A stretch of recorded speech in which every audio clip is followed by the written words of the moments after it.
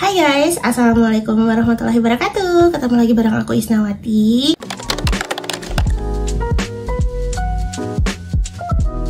Nah teman-teman semua, di video kali ini saya masih ingin membahas tentang seleksi guru penggerak.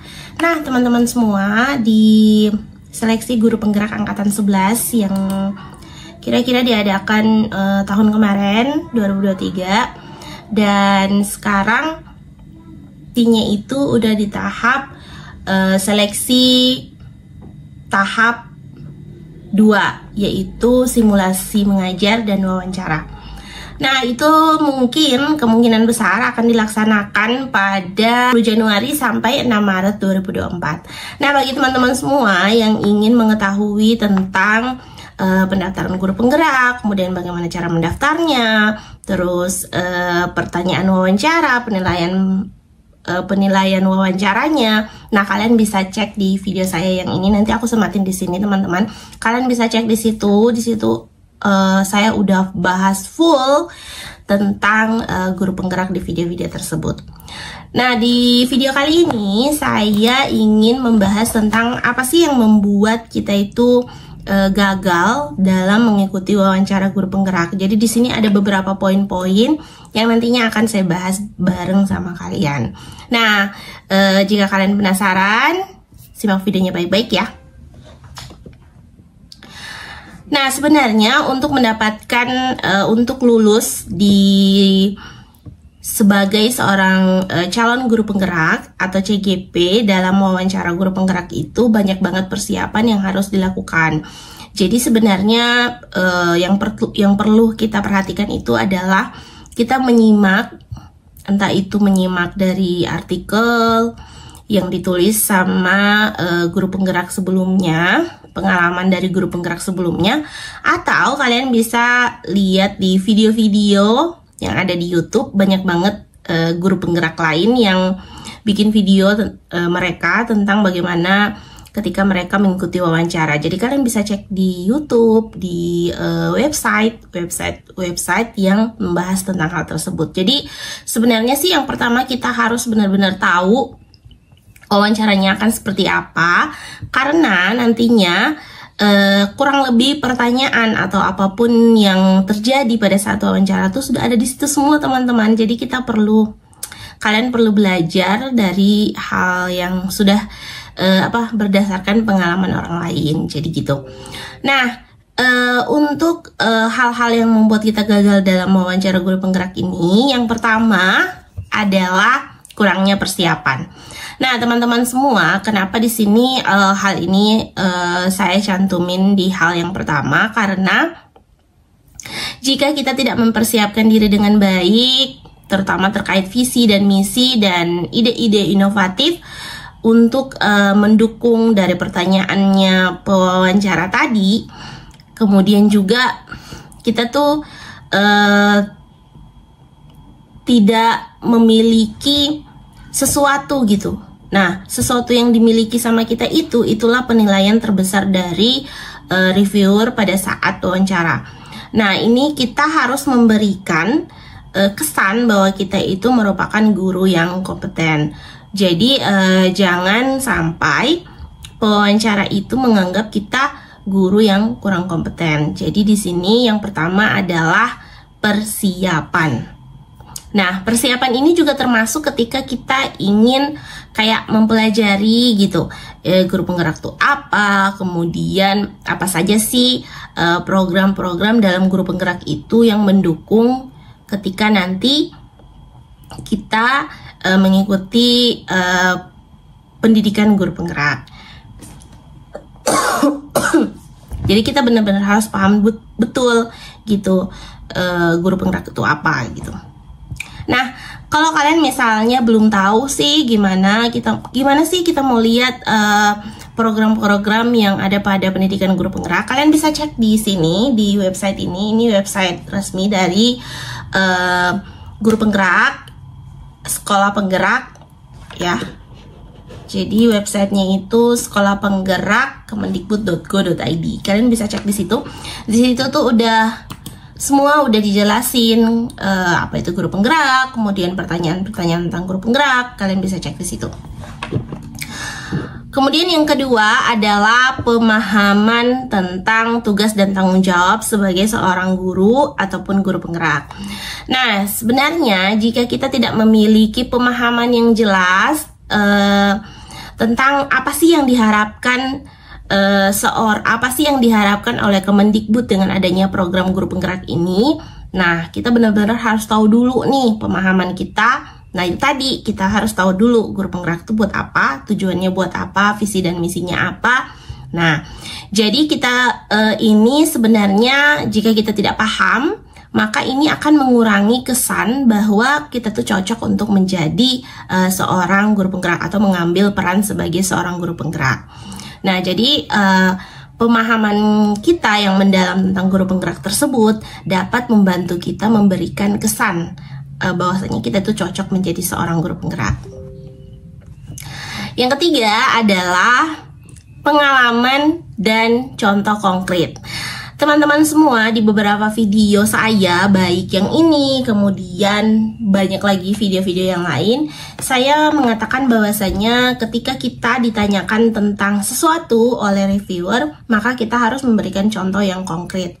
Nah, jika kita tidak memberikan contoh yang konkret atau pengalaman yang nyata dalam mengelola sesuatu, dalam melakukan tindakan kepemimpinan atau untuk perubahan sekolah, ini bisa menjadi catatan minus buat kita. Jadi benar-benar kita harus memberikan contoh konkret dan sebaiknya yang terbaru, teman-teman.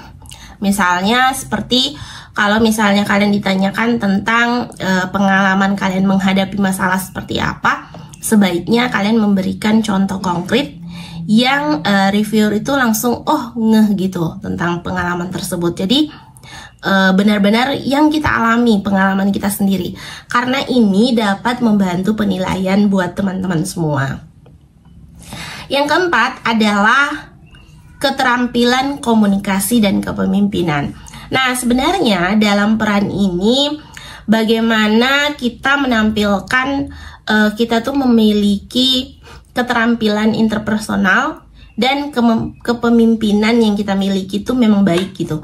Nah, kita misalnya kita tidak bisa nih mengkomunikasikan ide dengan jelas atau memotivasi orang lain. Nah, ini bisa menjadi sebuah hambatan karena teman-teman, tujuan adanya program guru penggerak ini adalah bagaimana kita mengkomunikasikan ide yang kita miliki, kemudian bagaimana kita menjadi seseorang yang bisa memotivasi orang lain, terutama guru yang ada di lingkungan sekitar kita. Ini akan membantu teman-teman menjadi menambah nilai plus, teman-teman. Jadi ketika kita punya kelebihan tersebut, bagaimana kita memotivasi orang lain, maka ini bukan menjadi hambatan yang berarti.